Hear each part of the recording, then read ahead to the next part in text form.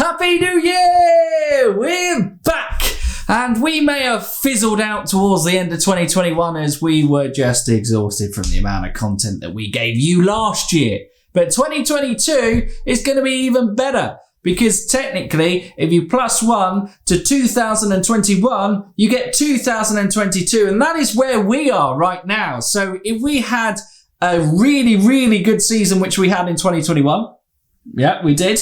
That means plus one, it's going to be even better in 2022. It's scientific fact that we're going to have an incredible season. And we are here, just like we started last year in 2021, to make our predictions. And last year we were awful. So this year we are going to be slightly less terrible. And that's improvement for you.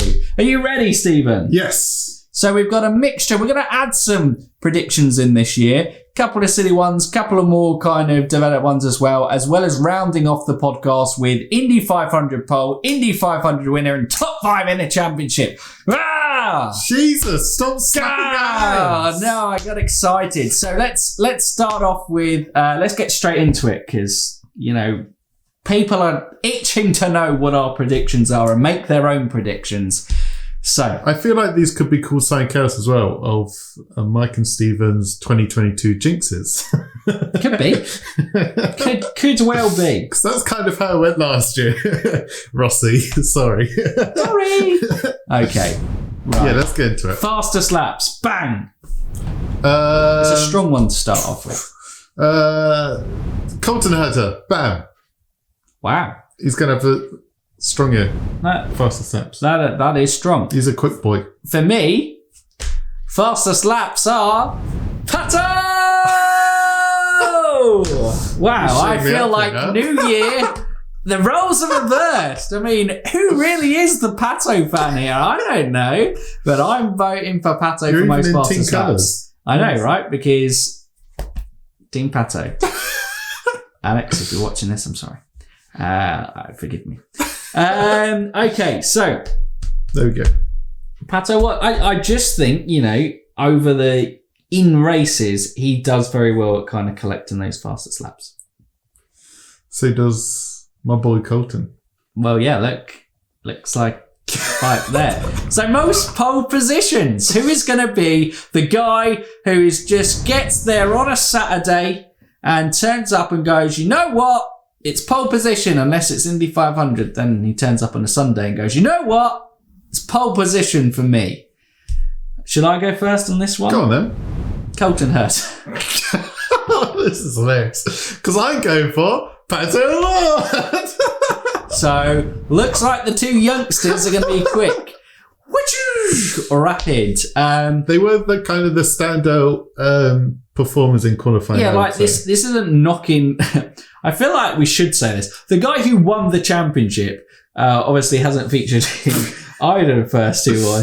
But Alex Palou's strength was massively in the races. His qualifying got a lot better throughout the season, but he was mainly just a consistent qualifier, but wasn't really... He just got himself in a great position for the race, not necessarily that out-and-out quickest lap. Colton and Pato O'Ward's pace were shing, shing, shing, shing, shing, pace. Yeah, obviously Colton got the most poles in the end, but then Pato has some great moments on the Saturday as well. So, yeah. Yeah, and so I guess realistically what we should say is that nobody outside of Pato O'Ward or Colton Herta can be nominated for any of the awards. We're just going to alternate between Colton and Pato.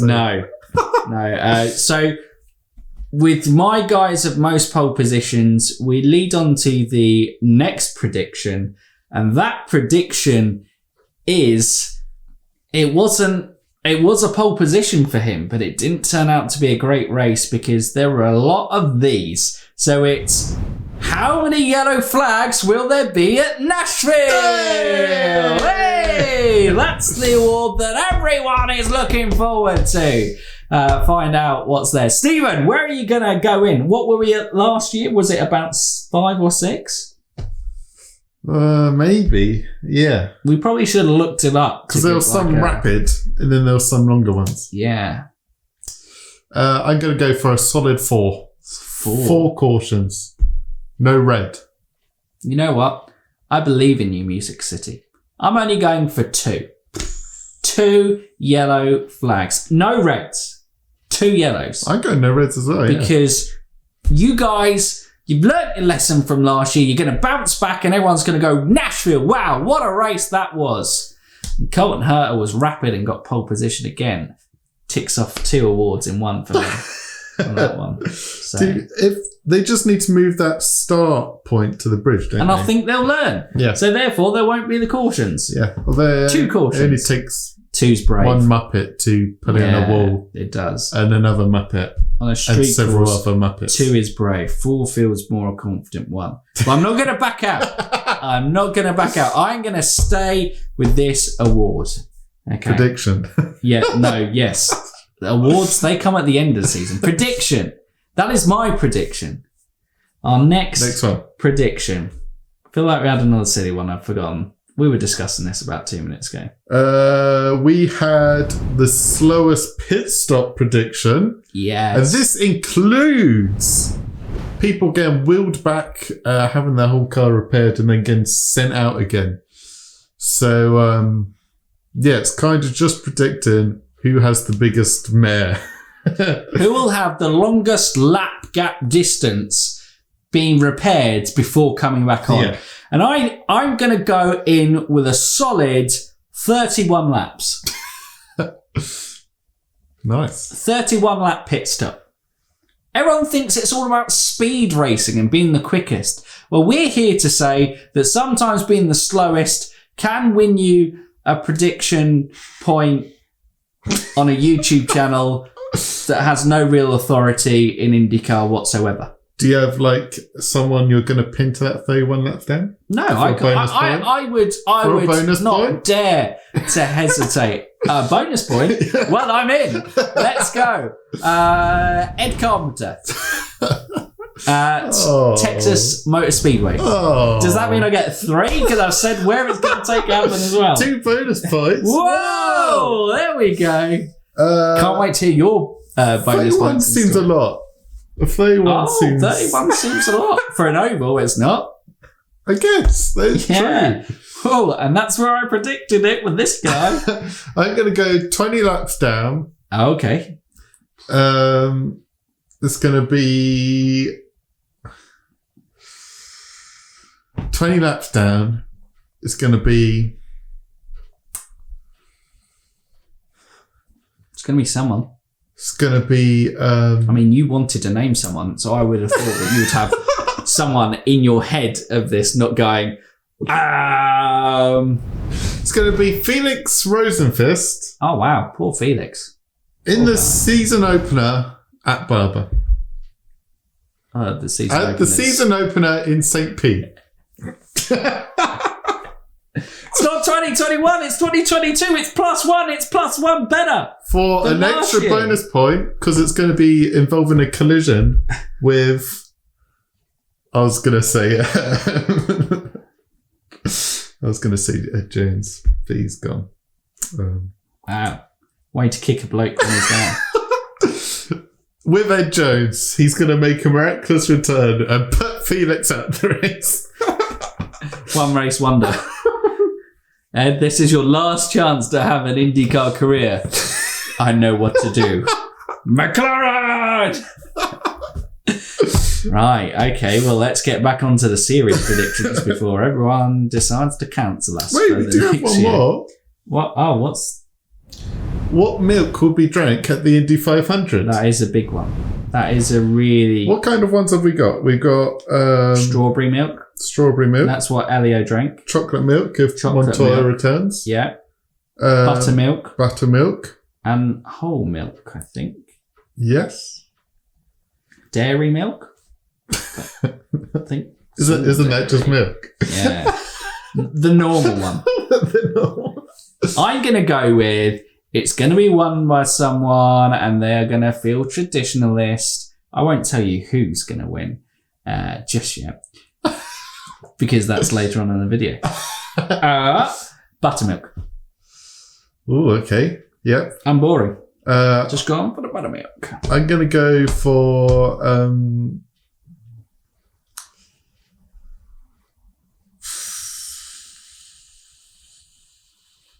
chocolate milk. So one Pablo Montoya has won the Indy 500. No. It's not even entered yet. Didn't someone else go for chocolate milk last year? Or was it just Pablo? I think it was Pablo.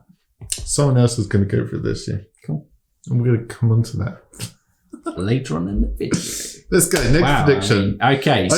I'm taking too long. Absolutely. We're now going on to Rookie of the Year. It's a big one, and we have some fantastic rookies, and some may still be announced. Like last year when we filmed this video, Grosjean wasn't announced, who was, well, actually, Scott McLaughlin was the official Rookie of the Year, so this guy won. Jimmy Johnson didn't win. To confirm over there. But we have Malukas, we have Kirkwood, we have Isla, and we have Christian Lundgaard. Now, out of the three drivers, Lundgaard definitely has the best. And it's my turn to go first. Material. Christian Lundgaard. Well, we can predict the same, can't we? Oh. It's like a point system. But out of respect for the system, I'm going to go with Kyle Kirkwood. Kyle freaking Kirkwood. Yeah. As you were saying, believe the hype. Rudely interrupted you. AJ Foyt. Lundgaard does have the best shot in Rahal Linneman Hannigan racing. Yep. Obviously, Malukas probably has a decent shot, obviously, with Chip Ganassi. Andretti. And then it's the start of the new year. Everything's all over the place. Isla is, of course, with Juncos. He probably has the lowest shot at getting Rookie of the Year. Not questioning his ability, but obviously it's a new team.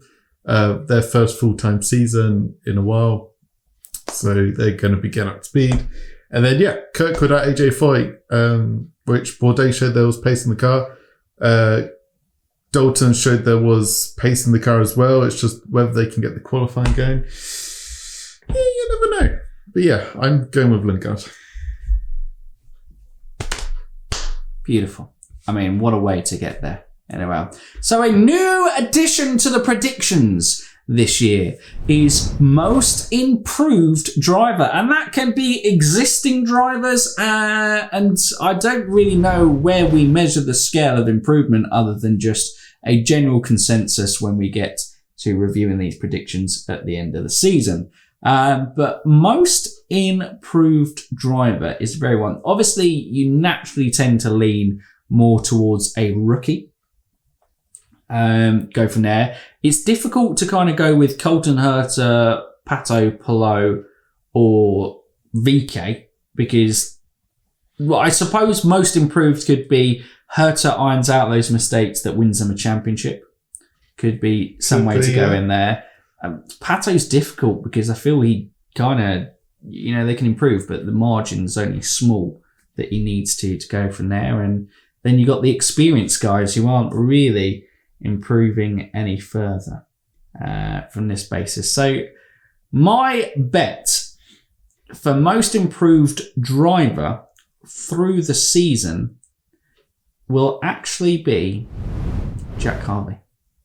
Ooh. Bang! Grabbed it out of the... Where did anyone see that one coming from? Didn't. Clutch that. We threw you right off the par, talking veterans, rookies, the Patos. Jack Harvey, I think within Rahal, Letman, Lanigan, it's a fresh start. It puts him in a new environment. He's had some fantastic performances, but then maybe has struggled with consistency, and those things are sometimes in his control and sometimes out of his control.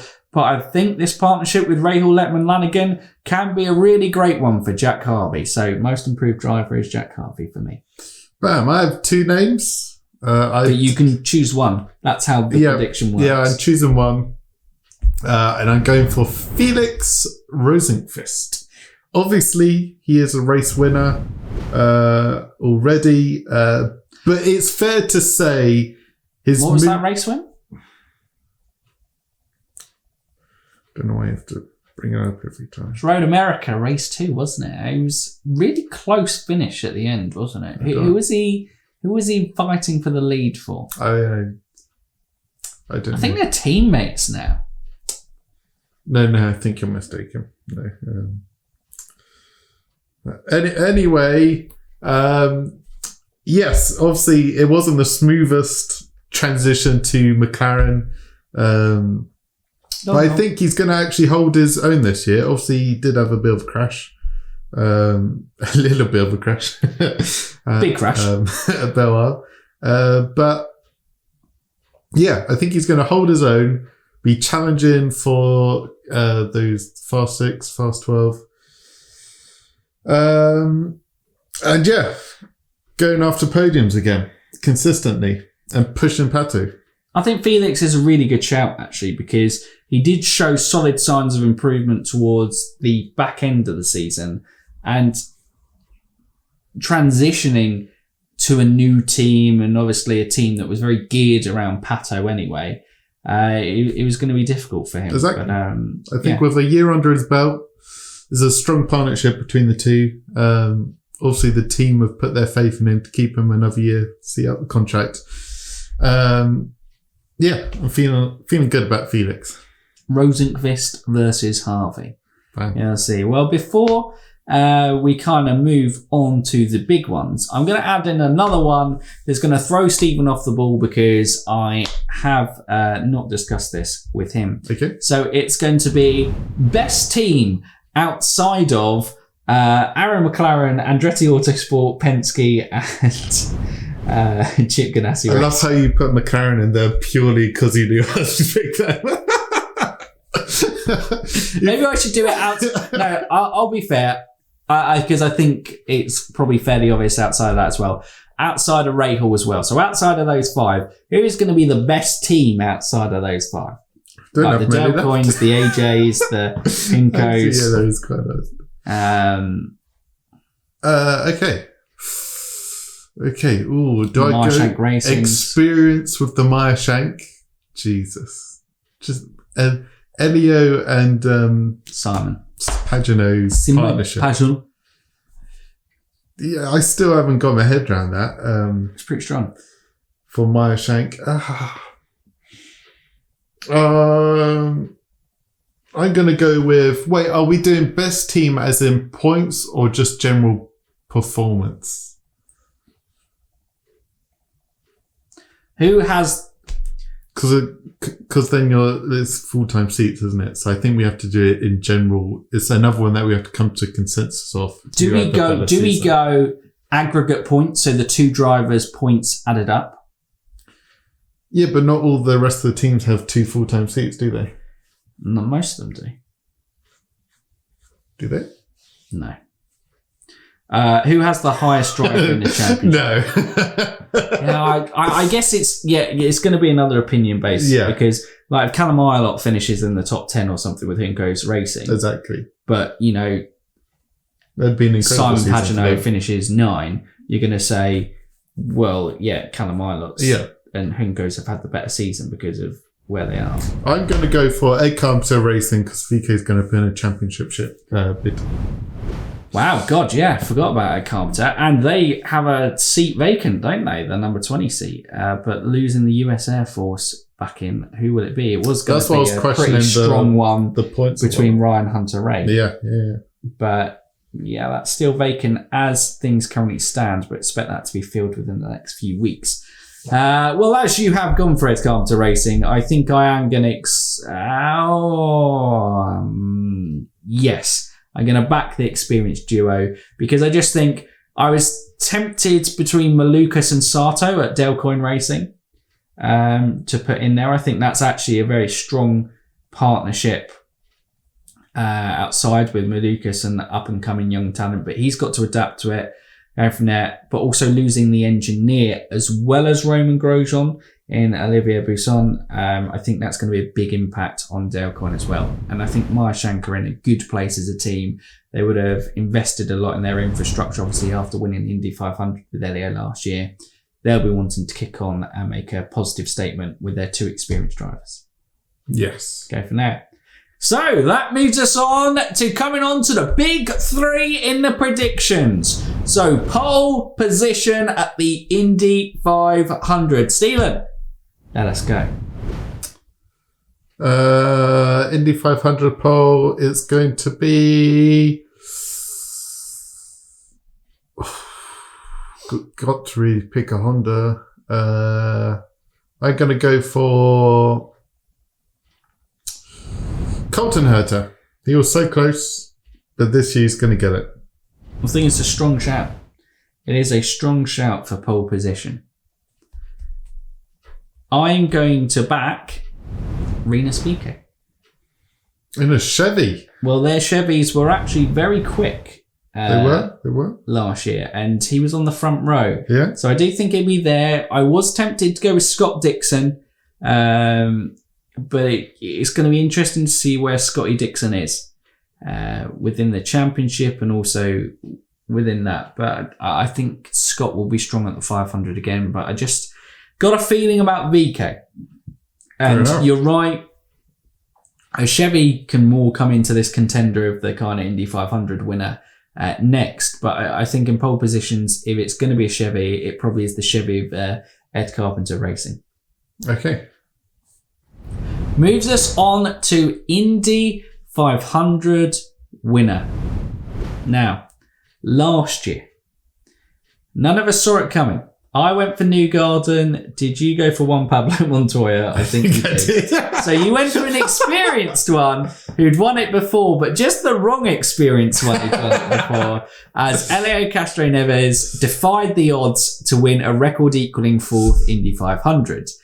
Are we going to see something like that again? No, the experienced heads have done well at Indy in the last few years, haven't they? Yeah. So you've got Elio, Takuma Sato, Will Power, Simon Pagenaud, and in 2017 was Takuma Sato again. So out of the last, 5 Indy 500 winners, the average age has got to be, about 37, 38? It's old. It's up there. Retirement home people. So the real question is, when thinking about this, because, predictions with no form of testing behind us is, incredibly experienced scientific knowledge of the sport. Hit us with this. There. Is it a little team or is it a big team? I feel like it's the year that Penske are going to bounce back, because Penske are always strong here. I'm going to back him 2 years in a row. Joseph Newgarden is going to win the Indy 500. I will keep predicting it until it happens. I think he's too good not to win an Indy 500. He hasn't necessarily shown in the last couple of years Indy 500 winning form, but this is the year, Joseph. This is it. Huge. Nice. Big time. Newgarden. I'm finding it difficult to look past someone. My heart says one thing, my head says another. But I got to go with the head, and Alex Palou is going to bring it home. Looked incredibly strong there. Did. The 2 years that he's been at the 500. Palou is a great shout. And I'm struggling to look past him. Obviously, I'd love to say Pato, obviously having a good year last year, but then it's just the Honda. The Honda gives Palou the edge, and he's just looked good at the Team 500. Honda versus Team Chevy. Wow. You know who you Americans should support? This guy. For you Japanese viewers out there, this guy. But I don't think he'll drink chocolate milk, so that kind of contradicts my... I think he did. When we were talking to him, I think he said he'd drink something like chocolate milk. Oh. He's good friends with Juan Pablo Montoya as well, so maybe Juan Pablo's going, you've got to do it, Alex. Well, now that I've made the prediction, he's got to, right? I think so. I think it is only fair. My boy Pato. If Alex Palou wins the Indy 500, he must drink chocolate milk. It has to happen. So there we go. Newgarden, Palou, middle-aged, youngster. God, sorry. I'm so sorry, Joseph. Every time. He made the joke himself. There we go. Just didn't call himself middle-aged. Yeah. Just said he was the middle brother. Yes. That's probably a better age gap for him type of thing. Excellent. We're there. So we now move on to, the big one, the one you've all been waiting for, the top 5 prediction in the championship. In fairness, the Indy 500 might have been the one you've all been waiting for. But this is a big one as well, the top 5, because it is literally like throwing a dart at the dartboard randomly with a blindfold and going, they could win.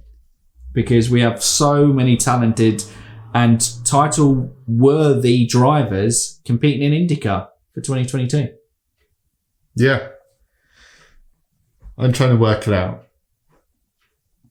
There's 5 isn't a big enough number. Can I have my top 5 but pick 20 drivers? No. Can people share a position? No, I don't think you can go. 5th is going to be Graham Rahal or Simon Pagenaud or Scott Dixon. Exactly, and then I'll just go through and list every single driver. No, you can't do that. Okay, I've got my top. Have you got top 5 or am I going in? You're going in. You're in. 5th, Jack Harvey with Rahal, Lemon and Grayson. Wow, that is first appearance in the top 5. Bam. That is a big call. Yep. I'm not stopping there with that team. But firstly, 4th is going to be. I'm already running out here. Oh God. 4th. I'm sorry. You're winning the 500, but sorry, Pillow, you're coming 4th in the championship standings. 3rd is going to be Graham Rahal. Bam! Wow, Rahal, Letman, Lanigan have had a blinding year. They're loving it. Woo, what a season they've had. 2nd is going to be